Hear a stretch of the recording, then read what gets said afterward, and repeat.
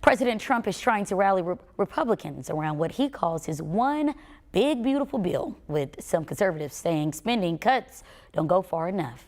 Speaker Mike Johnson says he wants a vote by Thursday ahead of the Memorial Day break. Natalie Brand has the latest from the White House.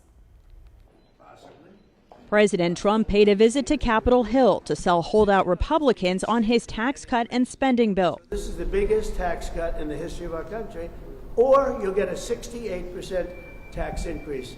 And if that happens, I mean, what Republican could vote for that to happen? Because there wouldn't be a Republican much longer. They would be knocked out so fast. But the more than 1,000 pages of legislation has left conservatives and moderates divided. We wouldn't even be in this position right now if you didn't have members in seats like mine who won. New York Congressman Mike Lawler is one of the members pushing for greater tax deductions for people who pay high state and local taxes. If they think we're going to throw our constituents under the bus to appease them, it's not happening. But some hardline budget hawks say that will cost too much and argue the bill's spending cuts don't go far enough. If the SALT cap is raised from 10,000, let's say to 30, pay for it. House Speaker Mike Johnson is pushing for a vote on this bill as soon as Thursday before Congress leaves for the Memorial Day break.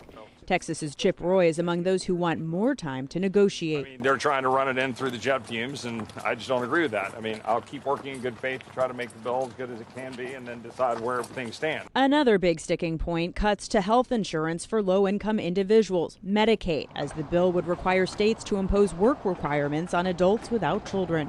Natalie Brand, CBS News, the White House. Well, initial estimates from the nonpartisan Congressional Budget Office say the changes to Medicaid in the House bill would save at least $625 billion and result in 10.3 million people no longer being covered by Medicaid by 2034.